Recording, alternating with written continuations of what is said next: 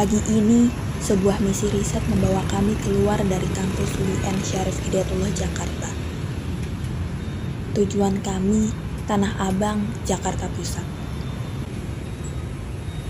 Lebih dari sekedar pusat grosir terbesar se-Asia Tenggara, kawasan ini adalah studi kasus nyata tentang konflik antara manusia dan lingkungan. Perjalanan darat kami memakan waktu sekitar 1 jam, membawa kami dari pinggiran kota menuju jantung metropolitan yang padat.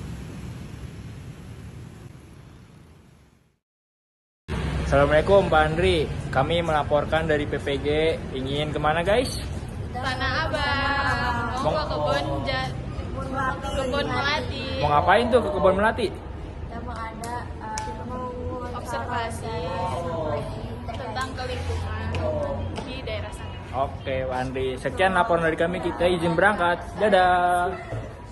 Sebelum menuju lokasi, kami singgah di kampus 2 Fakultas Ekonomi dan Bisnis untuk berdiskusi dengan salah satu narasumber kunci, yaitu Ketua RW setempat yang juga merupakan dosen di kampus kami.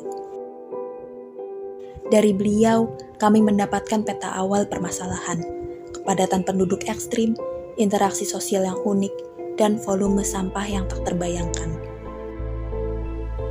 Setelah mendapat wawasan awal, kami melanjutkan perjalanan menuju Kecamatan Tanah Abang, Kelurahan Kebon Melati, tepatnya di Jalan Jati Bunder, RW 14. Guys, jadi kita mau ke Tanah Abang.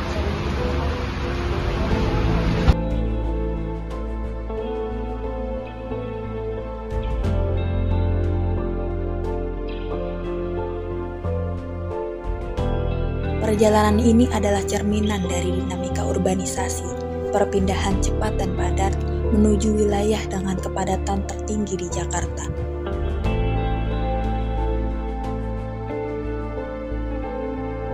Di Tanah Abang, kami menyaksikan langsung definisinya.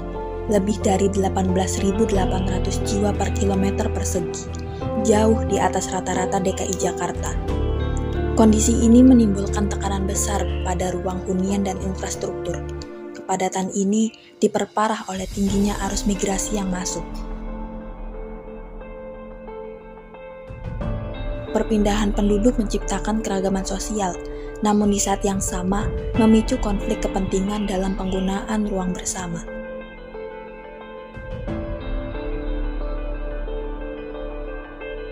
Tingginya kepadatan di lingkungan kontrakan meningkatkan resiko penularan penyakit menular, dan warga sering mengeluhkan masalah kesehatan seperti demam berdarah.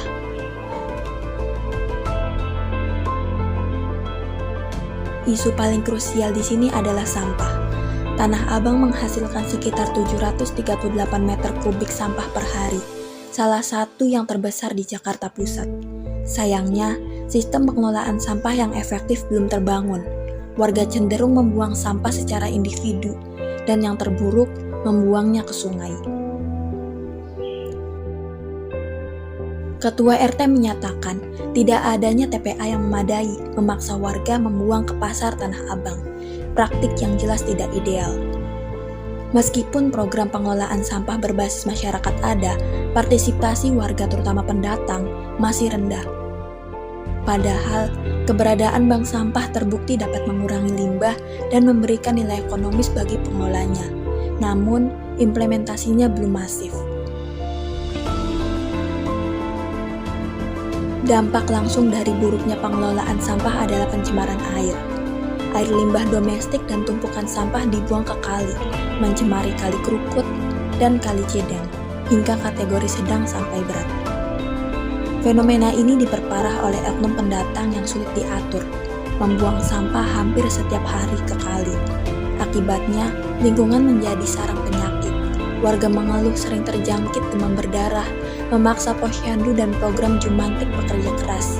Untungnya, upaya pengelolaan banjir seperti pembangunan pintu air dan pengerukan rutin oleh PPSU menunjukkan hasil.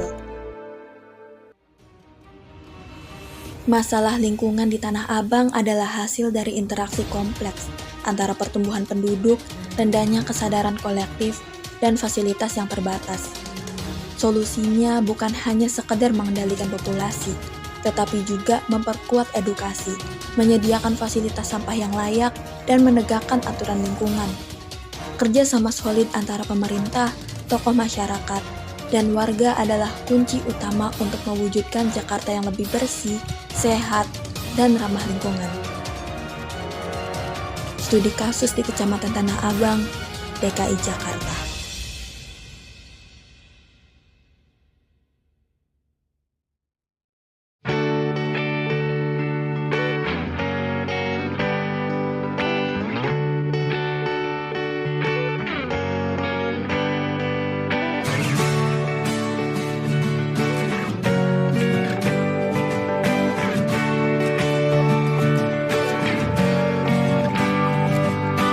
Saat engkau tertidur, aku pergi menghibur.